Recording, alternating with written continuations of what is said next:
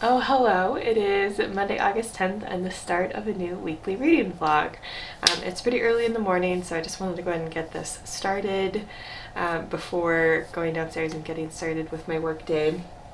So I just finished last week's vlog, so I'm at the same place in my reading.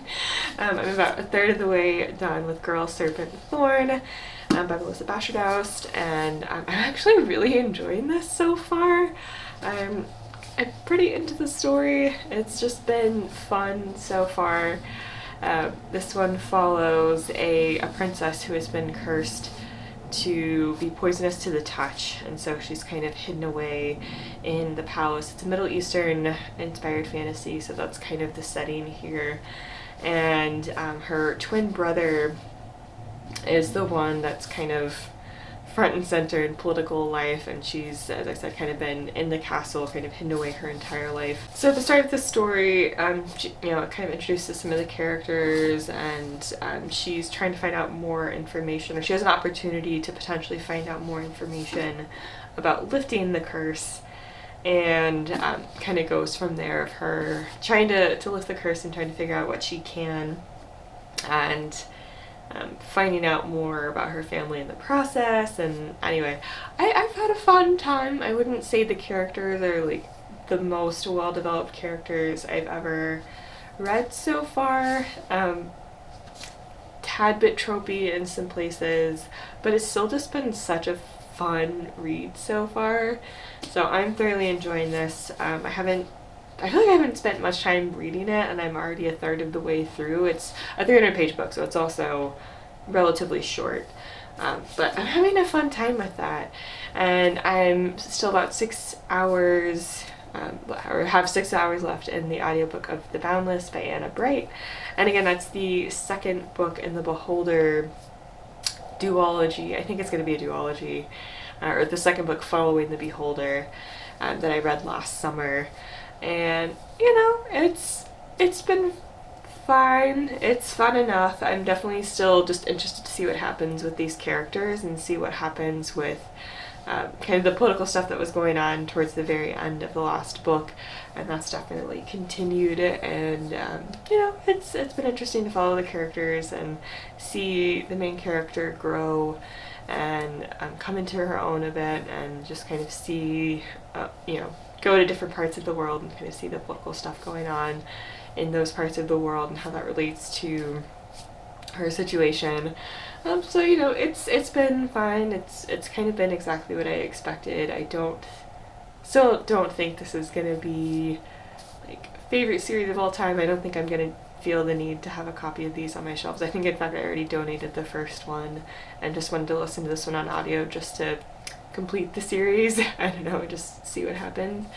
But yeah, anyway, so I will finish those. The rest of the plans this week, so once I finish Serpent Thorn, I swear this one has been like on my I'm gonna get back to this one list for like a while. But July definitely involved a lot of audiobooks that came in the library that I had to listen to before they needed to be returned. So I didn't do a ton of physical reading last month, and there were just a couple books calling my name before returning back to this one. But I'm going to return back to Royal Assassin by Robin Hobb. I think I just read a few chapters of this, and so I'm going to get back to it.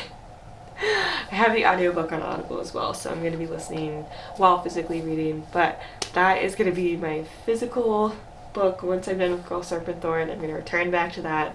It'll probably take me a decent chunk of time to finish that, because it looks, it doesn't look tiny, but it's smaller than it actually, or it looks smaller than it actually is. It's 675 pages, and a tiny mass market paperback print. So it's a long one, so it'll take me a decent chunk of time to finish. And then audiobook wise, I'm probably going to turn to both Born Both by Hida Valoria. Hida Valoria is an intersex advocate. I'm also going to be, I think, turning to This Alien Shore by C.S. Friedman. I also have I have a physical copy of both of those back in Arlington.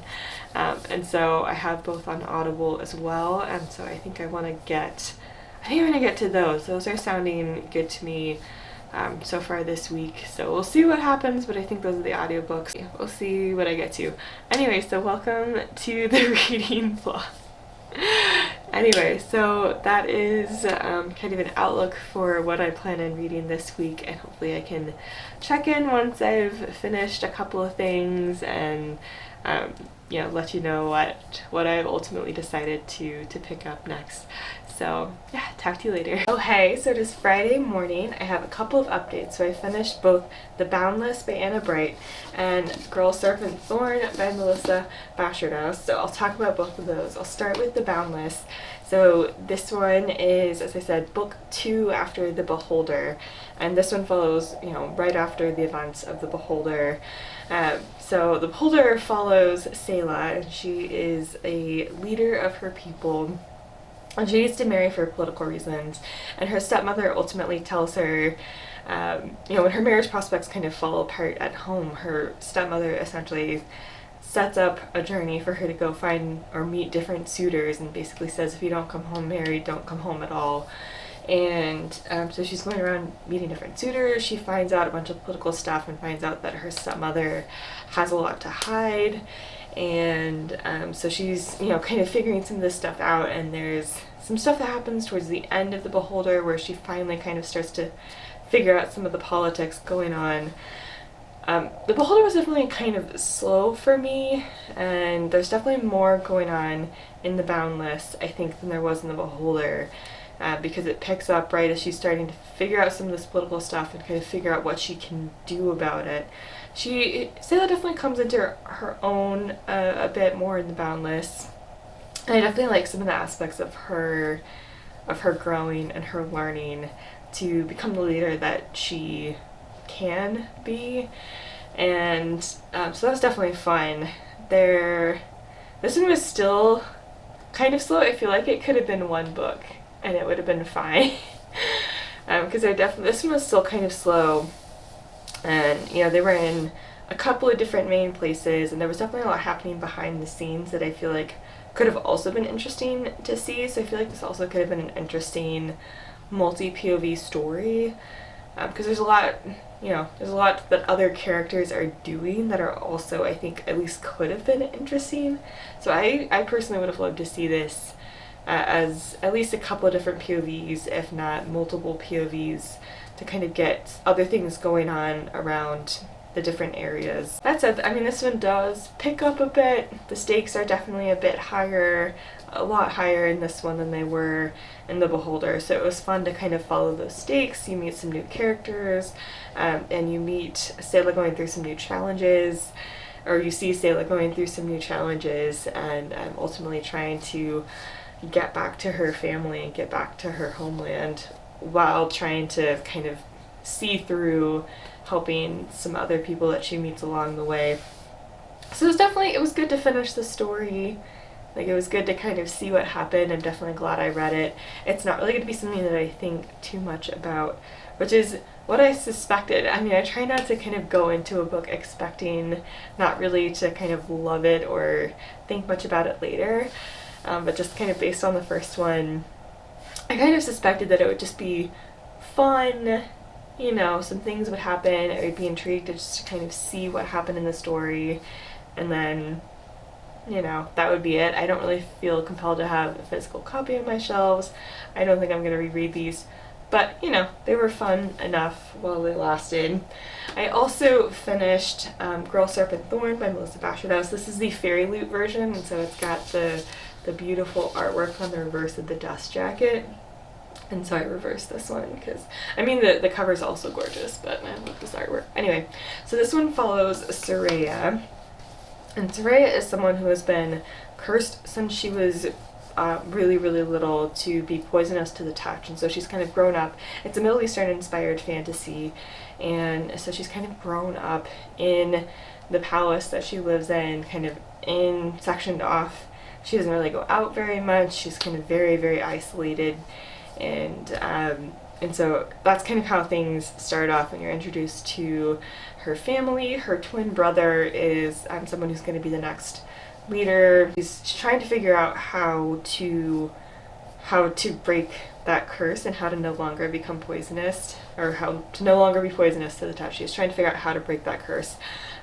Towards the beginning of the book, she finds out some information about how she might be able to do that, and so she's kind of pursuing those leads, and things go wrong, and she kind of gets caught in the middle of a bunch of politics between her people and a couple of different other groups, and so she kind of has to navigate being betrayed by certain people, figure out who she should trust and kind of who her allegiance is to, finding her way back to her family, finding a way to protect her family, and kind of figuring out who she is beyond her kind of poisonous curse, and kind of figure out who she is outside of that. And I kind of come into her own as a leader. That's kind of a theme in both of these books. And I overall really enjoyed this. I thought the mythology was super cool. I thought the world was super cool. Some of the characters are pretty interesting. It's a very short book. It's 300 pages. So some of the problems that I think can kind of come with that is that certain things are pretty underdeveloped. So the romance in this, for me, super underdeveloped. I didn't really buy any of it. Like the characters, there's some of the romantic things that happen, like the things that set it up, are like a couple of different scenes between some characters, and I'm like, I don't know, I felt very insta-lovey to me, which isn't really something that I connect with or understand, and so it's very hard to kind of root for that in books, or root for couples in books, if I feel like there is absolutely no development or reason why I should believe that they have the chemistry that they do. And anyway, so it was super underdeveloped for me, but I did enjoy kind of I did enjoy these different groups and the politics, and kind of and then the mythology kind of comes in terms of the history of these different groups and their interactions, and kind of who in history has betrayed who. And so that was super fun to follow. It definitely was fun to follow the main character. I don't think she was like the most well flashed out or like super dimensional character I've ever read by any means, but she was fun enough to follow and kind of see her grow throughout the book. I definitely could see myself rereading it if I'm kind of in the mood for something very specific, or something kind of, if I'm in the mood for a YA fantasy, and that's just kind of a quick, fun read. Like, I definitely just overall had fun reading this, and I definitely wanted to keep turning back to it and keep reading it. And so I definitely could see myself turning back to this when I'm in the mood for something like that. So, overall fun reading week. I am now going to be turning to This Alien Shore by C.S. Friedman on audio. I have that audio book on Audible, and I am finally turning to Royal Assassin. Get excited. This is finally happening. As I've mentioned, I've read the first few chapters, and then just other books were calling me. But I'm here, very excited. I'm in the mood. This is what I want to read, so I'm going to be picking this up. I mean, it's Friday, and like this, I'm definitely going to be reading both of those things throughout the weekend, and so we'll just kind of see how far I get. There's not going to be any other books this weekend. It's just going to be kind of how far I can get into these two and what my thoughts are. So I'll be sure to check in later this weekend to let you know. It is now Friday morning, so I just figured I would wrap up this vlog. As I mentioned, I'm reading 2 long books right now, so there was no way I was going to finish them this weekend, but I was making some progress, mostly audibly, in This Alien Shore by C.S. Friedman. So I'm now a third-ish of the way through this book. There's 12 and a half hours left of the audiobook. So I don't want to say too much because I'm not that far into the book, and I just kind of want to leave it to next week's vlog to talk more about it. But we are following, I'm enjoying it so far. I'm enjoying the world, I'm enjoying the technology, I'm enjoying some of the characters. We're following, I kind of sort of one primary character, but there are other POVs from different parts of the world. And so we're following Jamesia, and she was told by her mentor that she needed to kind of leave where she was suddenly. And she doesn't really know what's going on or why, and so she's kind of figuring some things out and figuring out some things about different groups in this world and kind of the animosity between them, and more about technology in this world and what she needs to do. Anyway, I'll talk more about it in next week's vlog, but it's definitely been interesting so far. I'm still not terribly far in Royal Assassin by Robin Hobb. I'm like 50 pages in at this point. But I did make some progress here. So this one will just be, it'll take a minute. It'll take a minute. But that's going to be my physical priority. So that's kind of what's happened since the last update. But just to wrap up, I again was able to read Girl Serpent Thorn by Melissa Bastos, and overall really enjoyed this. There were some things that were rushed. It's a pretty short book. It's only 300-ish pages, just over 300 pages. So there's some things that are rushed, in particular for me, the romance and some of the character work, but the world is super interesting. The creatures and the characters and the mythology are super interesting. So I overall had a really fun time reading this one, and I read that one physically.